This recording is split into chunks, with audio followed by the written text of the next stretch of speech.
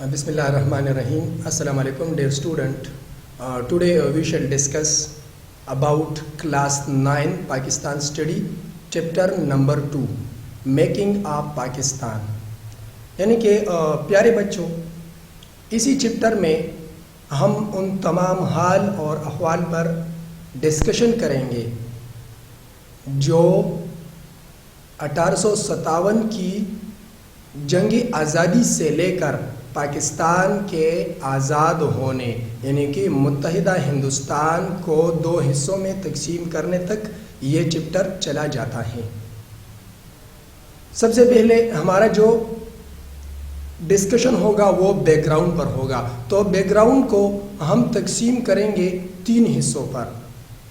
जिसमें पहला हिस्सा ये होगा कि मुस्लिम लीडर जो हैं वो कोशिश करेंगे मुसलमानों के लिए ताकि वो उनको अपना मुकाम जो है वो दिला सके, जबकि दूसरा हिस्सा वो ये होगा कि इंडियन नेशनल कांग्रेस वगैरह ये मसाइल सामने आ गए और उन मसाइल की वजह से मुसलमान जो हैं वो इसी सोच पर मजबूर हो गए कि वो भी अपने लिए कुछ लाया अमल जो हैं वो तैयार कर सके। जबकि तीसरा हिस्सा जो है वो एंड है। इसी एंड में हिंदुस्तान के हिंदुओं की रवैये को देखकर मुसलमान डायरेक्टली डिमांड करते हैं उनके लिए एक अलहदा वतन की। तो आइए स्टार्ट करते हैं। सबसे पहले आपको दिखाई दे रहा है कि आफ्टर डिफीट ऑफ इंडिपेंडेंस वार 1857, जब 1857 जंगी आज़ादी लड़ी गई तो इसमें मुसलमानों को नुकसान पहुंचा। अगरचे तमाम हिंदुस्तान ब्रिटिश के कब्ज़े में आ गया, ब्रिटिश की कॉलोनी बन गई, लेकिन यहाँ पर अंग्रेज़ों ने डायरेक्ट मुसलमानों को क्या किया, मुसलमानों को डायरेक्ट जो है टारगेट कर दिया। तो जब मुसलमानों को और हिंदू को शिकस्त हो गई तो मुसलमानों की हालत ज़ार को देखकर मुसलमान लीडर ने कोशिश की। मुसलमान लीडरों में यहाँ पर ज़्यादातर हम एग्ज़ाम्पल लेंगे उलमाए किराम की। तो उन्होंने कोशिश की कि वो किसी भी तरीके से मुसलमानों को गाइड कर सके, मुसलमानों की रहनुमाई कर सके, जिसके नतीजे में उन्होंने जो कोशिश की वो आपको दिखाई दे रहा है। यानी कि उन्होंने ये कोशिश थ्रू अलीगढ़ मूवमेंट की, उन्होंने ये कोशिश थ्रू देवबंद, या उन्होंने ये कोशिश नदवतुल उलमा जैसे इदारों से उन्होंने ये कोशिशों शुरू की ताकि मुसलमान जो हैं इन इदारों की वजह से अपना मुकाम दोबारा हासिल कर सके। यहाँ पर यह बात भी अपने जहन में याद रखें कि उस वक़्त मुसलमान जो थे वो दीनी लिहाज से भी बहुत ज़्यादा कमज़ोर हो गए थे। हिंदुस्तान के साथ मुत्तहिद रहकर उनमें मुख्तलिफ़ किस्म के हिंदू के रसूम और रसूमात जो हैं वो आ गए थे। लिहाजा उन्होंने इन्हीं इंस्टीट्यूशन के थ्रू मुसलमानों की रहनुमाई की। फिर ये भी अपने जहन में याद रखें कि जो इंस्टीट्यूशन यानी कि देवबंद, नदवतुल उलमा, इन इंस्टीट्यूशन ने मुसलमानों पर बहुत ज़्यादा असरात डाल दिए। ठीक है। फिर इसके बाद हमारा जो दूसरा हिस्सा है वो पॉलिटिकल एफर्ट स्टार्टेड आफ्टर, यानी कि फिर इसके बाद पॉलिटिकल कोशिशें शुरू हो गई। किन वाक़यात के बाद, तो ये भी ज़हन में याद रख ले कि जब वो इंडियन नेशनल कांग्रेस 1885 में इसकी बुनियाद रखी गई ह्यूम ने, तो स्टार्ट में अगरचे इसी पार्टी ने ये दावा शुरू कर दिया। ये याद रखिए कि ये हिंदुस्तान की तारीख में पहली जुमात थी, एक सियासी जुमात थी। उन्होंने ये दावा कर दिया कि ये हिंदुस्तान के तमाम लोगों की, हिंदुस्तान के तमाम बाशिंदों की क्या करेगी, उनकी नुमाइंदगी करेगी, लेकिन बाद में ये सिर्फ हिंदू के मफाद के लिए काम करते रहें। फिर इसके बाद उर्दू ہندی کنٹروورسی 1867 میں جب آئی تو 1867 میں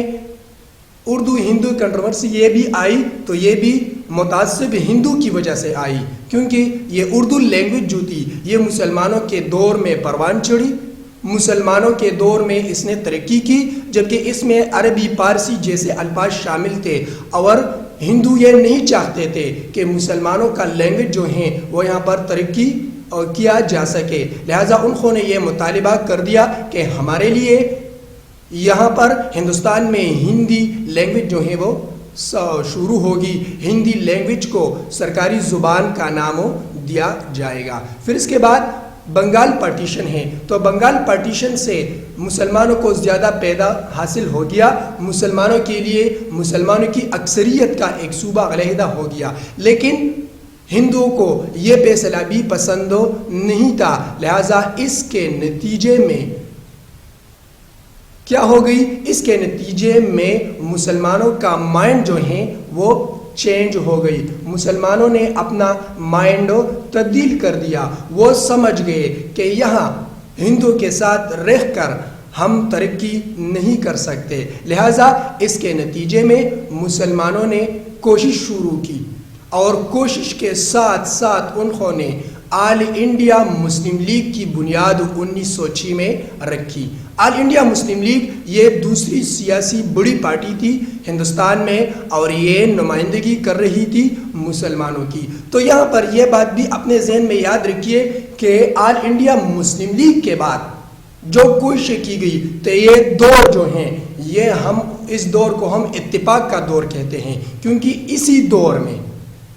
دور میں کچھ ایسے حالات، کچھ ایسے واقعات رونما ہو گئے جس کے نتیجے میں مسلمان اور ہندو کچھ عرصے کے لیے متحد ہو گئے، جیسا کہ لکھنؤ پیکٹ جب قائد اعظم نے 1913 میں مسلم لیگ میں شمولیت اختیار کی تو ان کی کوششوں سے لکھنؤ پیکٹ جو ہیں معاہدہ لکھنؤ 1916 میں عمل میں لایا گیا، اور اسی معاہدے میں پہلی مرتبہ ہندوؤں نے مسلمانوں کی علیحدہ انتخابات کو تسلیم کر دیا۔ پھر اس کے بعد خلافت موومنٹ، تحریک خلافت جب 1920 میں شروع ہو گئی تو اس وقت خلافت موومنٹ کے ساتھ ساتھ گاندھی نے تحریک عدم جو ہیں اس کی بنیاد رکھی، اور یہ دونوں